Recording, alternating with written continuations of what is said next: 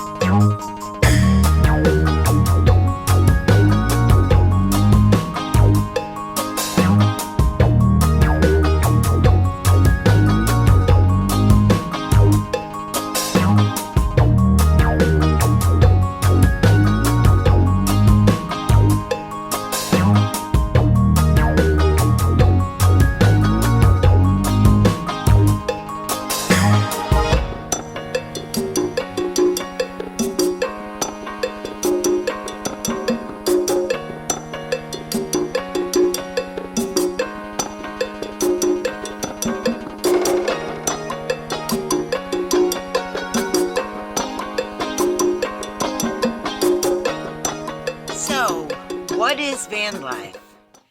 Welcome to my video today, everyone. My name's Julia. I've been living in vans since exactly 2014. So that's a long time now. So I think I have some perspective on what is van life. And I think this is a question that I don't know that anybody's really done a video about asking this question directly. What is van life? I mean, it seems so obvious. We all know what van life is, right? But what is van life? Where did this come from? Let's go back to the beginning. Let's start with a Webster's definition of van life, which might go something like this. Van life, a lifestyle whereby a person chooses to live in a van and sets it up as a home. Included in this lifestyle is often minimalism, simplicity, the concepts of freedom and adventure, and primarily mobility. Ta-da! Maybe it'd be worded better, but I'm just doing this on the fly. So yeah, that might be the Webster's Dictionary. I think there's a couple of things that really make van life what it is. And the first one is we have to just admit, I think a lot of people probably started their van lives with a mixture of economic necessity and the desire to sort of get away from the rat race, or at least take a break from it.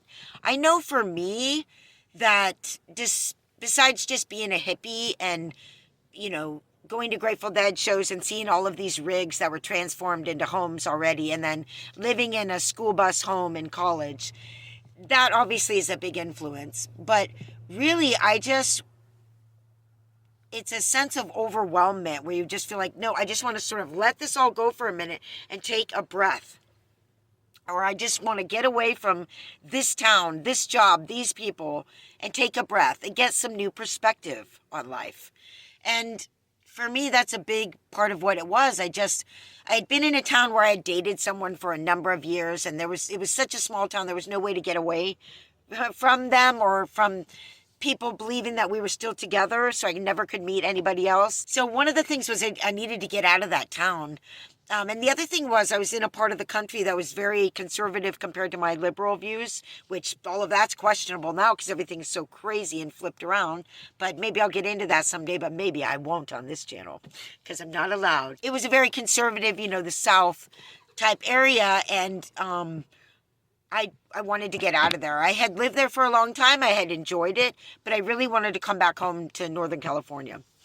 So, and then there was this sense of like, working every day and never having enough to do anything different, like take a little weekend trip with my dog or, even take my dog into the vet. I mean, it was just getting ridiculous. So it was just this feeling of like, and never being able to just actually live life, I never could seem to make enough money to do that. I never could find the time. I always had this feeling of, well, if I go out with these friends and do this, or I go on this date with this person, or I always had this feeling, but wait, Like, if I do that, I'm not working. And are you going to be there for me later? Like, when I don't have enough money because I spent time hanging out instead of working? And it's like, it's kind of still like that. I'm kind of still in that mode. That's partly just me. But it just got to a point of overwhelmedness where there was this feeling of moving into a van. I started with a truck and a shell, but there was this feeling. I got the van about 3 months later, 2 or 3 months later, of just this huge release, a huge release of stuff, a huge release of commitment, and a huge release of a pattern, the same pattern over and over and over again, going to that job and never getting anywhere. How can someone remain inspired to do what they're doing if they're never getting anywhere? You know, that saying, you keep trying the same thing, expecting different results, and it never comes about. So that's a big part of what it was like, you know, a money thing where I knew if I could move into the van and sell a bunch of stuff, that I'd have some money. Like, just the idea of having a little pile of money just made me feel so much more confident, so much more happy, so much more secure. And I knew that it would give me time to do things that I wanted to do, like this YouTube channel, or other creative things like poetry that I really wanted to do, and more crochet, you know, and stuff like that. So it really was this huge change. It was wrapped up in economics, but it was more like the rat race thing, where I just felt, even if I had money, it would have felt the same way, of this never-ending cycle of the same pattern. And I really just wanted to mix it up. So I think, you know, that's a big part of why we do this. I don't think our society's, our culture, the way that we're taught, especially in my era, I'm 52, so it's like this big drive, especially in the 80s, was like coming out of the 60s and 70s. We went into the 80s and we were like, yeah, we're going to make money. We're going to have BMWs. We're going to have houses. We're going to do it, you know, and it was like this go, go, go. And I'm not saying I was all caught up in any kind of hype, but that's how I was, you know, growing up in that time period, being rooted in this materialism and this sort of delayed life. Like what I was taught was the purpose of life was to gain security through things in order to avoid the fear of not getting by, of not having a retirement. And so I don't think our culture really has done a good job of teaching us the true values of life. Basic first principles, basic morality, basic values, basic questions of, who am I and what do I really want to do with this life? I don't think I had those questions asked in my entire life, in any of the schooling that I had, nor directly from my caregivers, parents, siblings.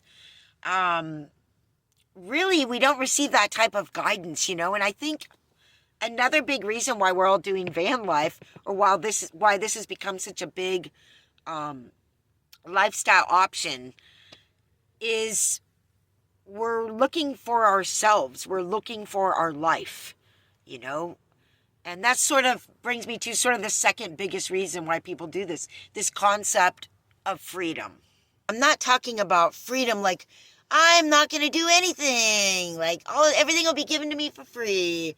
I'm just going to run around all the time and just dance. But no, it's the freedom, that the feeling that you get when you feel like your life is in your own hands.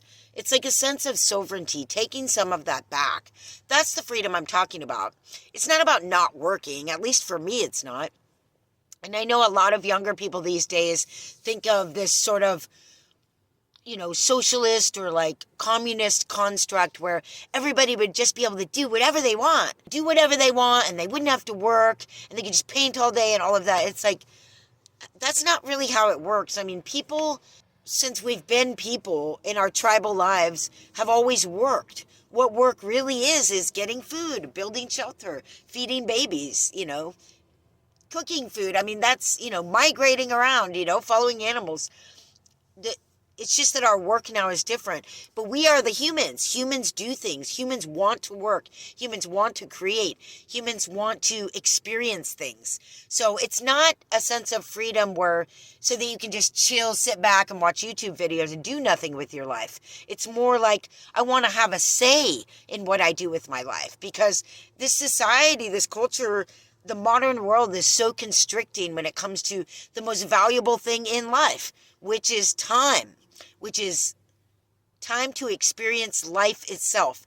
Life itself is a thing that's not just running around working all the time and trying to survive. Life is actually an experience. We're living on this beautiful planet, and, as they say, look at the lilies in the field and how they toil not, well, the Bible says that, but it's an example. Life goes on living and does its thing. It's like it just exists on its own.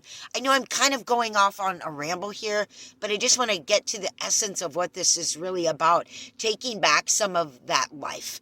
I mean, when's the last time you had a chance to just not do anything for an entire day? I mean, even me in my van life, I never do that. There's always something that needs to be done. Even though I'd simplified everything down to van life, simplified all my stuff down to almost fit into a van at this point, and got my own schedule back. Yes, I work, but I can take that day off if I want to. I've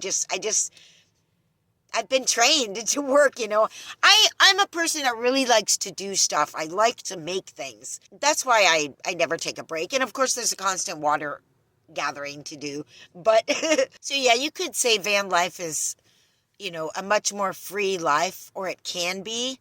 And I think that's what a lot of people are looking for when they decide to do this lifestyle. Obviously, that concept is tied in a lot with the, what many, many people see van life as, which is for adventure and for traveling. Obviously, the mobility of living in a vehicle obviously is one of the biggest points about it. But not all of us move around a lot. So there is van life like mine that's more stable. Sometimes I'm moving around, but a lot of times I'm just in one place, especially with the fact that I don't have a rig that I can really sew in. And for those of you that know, I won the Jackery power system from Carolyn's RV Life. Check out her channel if you haven't. The idea with that is to be able to have enough power to sew in my rig, but I still have this other problem of the rig being where I can't stand up in it and it's too small and there's too much fur to really do it here. I could go somewhere if I could park in the same place for several weeks and pull everything outside in a tent and do it maybe. So, and I can do it very minimally in the van if I have to. The idea of being mobile, I think I'll be much more mobile with another rig that I can sew in, because then I can go anywhere and do that. Right now I'm renting a space and I'm very happy with that, but it does keep me in this area. The other limitation to my mobility personally is that even though I've been doing this YouTube channel for like 6 years, it doesn't pay for me to do the traveling, like with Van City Van Life or, I don't know, Dawn of Van Life or whoever, they get paid just enough to be able to actually travel around and make those videos. If this channel could grow fast enough, I promise you that if it does, we will be taking more trips in this van life. So obviously the mobility of it, the traveling and the sense of adventure is a big part of it. And I want to bring in here the fact that, Americans in general around the world for the time that we've existed have been known for our mobility. I mean, our whole history has to do with landing for the most part on one end of the continent and then gradually moving across it. Sure, we did the Louisiana Purchase and sort of hopped over, and then we had a lot going on the West Coast before there was anything going on in much of the interior beyond St. Louis or beyond the Mississippi River. That's basically our story, traveling across the country. This whole concept of manifest destiny, which of course is a very European patriarchal sort of concept that, we are the chosen ones by God to cross this country, and no matter who's in the way, the indigenous people or, the slaves, or none of that matters, because we are destined to take over this country and rule the world, and in fact we have. But so this is like deep in our psyche. I even was a park ranger at the Arch in St. Louis, which is really the Museum of Westward Expansion is underneath the Arch. And, I did programs and studied this and researched this about our progression west, about this idea that we had to, move west, grow with the country, young man, and go west. There were all these sayings. People in the East were advertised to go west and told, the land of milk and honey and the riches of gold to be found. And this is like a theme running through our culture for as long as we've been, Americans. And so, and then, in my era, families went to the national parks every summer, did a lot of traveling. And this is just a big part of my personal history and my history and our history as Americans. We're very mobile people. So it doesn't surprise me at all that this thing that we suddenly started doing that developed called van life would happen here in America. And not that it hasn't happened elsewhere. I mean, obviously the gypsies and everything else going on everywhere else. But Americans would not be the ones to not do this. So it's very much in our American character to be mobile.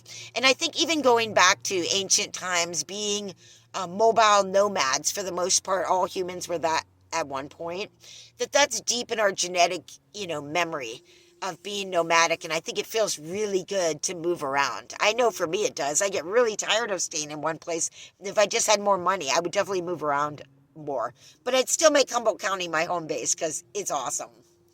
So yeah, there's the adventure of it. And I think another thing that ties into that is what is van life? Van life is an opportunity there are people who have lived their whole lives in one town, and bringing in also people who are in toxic relationships, narcissistic relationships, trauma bonded relationships, people who haven't had the time with their personal selves to do personal growth. I think this is a huge part of why we're really doing van life. As I said earlier, is to find ourselves, but often it's to get away from situations that there's no other way to get away from but to pare everything down to a van and just move. Kind of like what I did to come back to California and to get away from the old relationship and the old town, But some people and some women out there are in very seriously narcissistic, horrible situations where they're not living their lives in joy and they're not able to grow and they're not able to find their own path because they're stuck in these really traumatic relationships and many times have been in there for so long that they just don't know how to get out. And I think van life has grown up there. I think there's many people out there in vans for whom this story is true, that you might not necessarily hear in van life channels. So yeah, and I think there's a lot of women who are now divorced, who are living alone and single, going, well, what's the next step? Let me take this adventure. And I think there's a big chunk of who's out here and a big chunk of who's watching my videos, getting out there and figuring out what your own chops are, what you're capable of. I mean, that's empowerment. So kudos to all you women out there who have taken that plunge. I think that's a big part of what van life is, an opportunity to change our lives, to find something new, to see the country, to test out our skills and our abilities, and to find ourselves.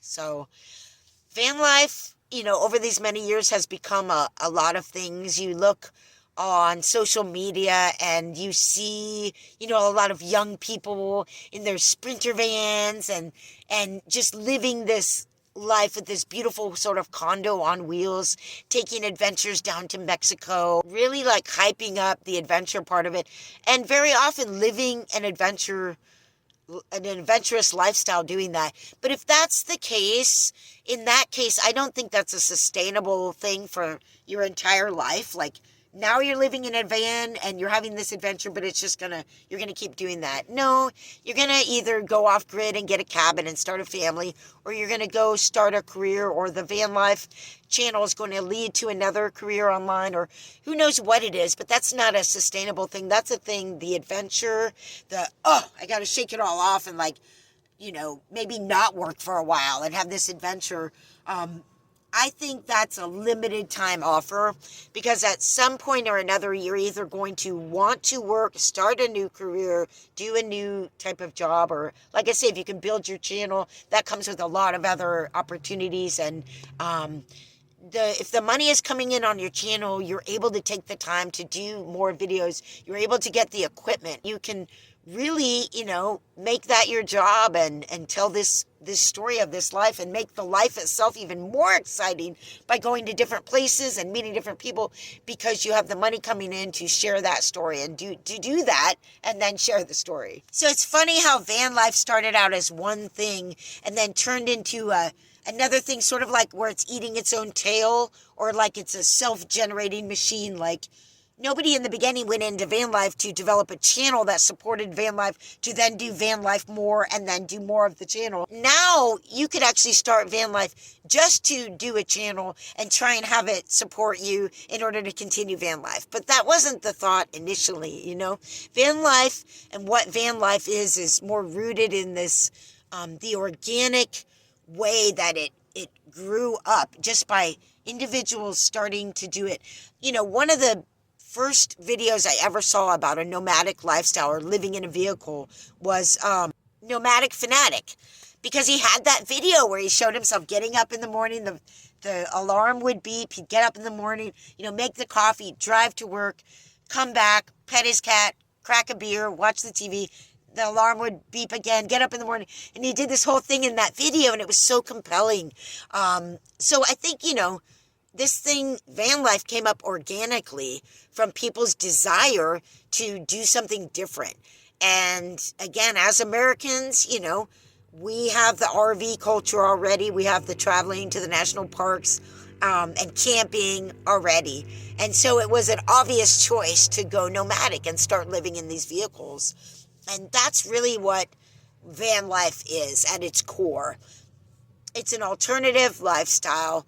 It's a way of mixing up that grind that we're all so compelled to do. Even if we're not getting anywhere in that grind, we just keep doing it. And this life, van life, what is van life? It's an opportunity to do something different. It's an opportunity to open up that schedule. It's an opportunity to get in touch with yourself and have some time to actually go in and go, what comes up in terms of what I really want for my life when I just stop for a minute and breathe and give myself a chance to sort of process things, and where am I going next in my life? And you can do that at any age. Van life is a real phenomenon, and it's not a trend that just, bell curve up and then died down. It is not something that has died. It's just kept growing. And sure, it may be saturated, but I don't see any problem with that as long as we have plenty of roads to drive down and plenty of places to camp.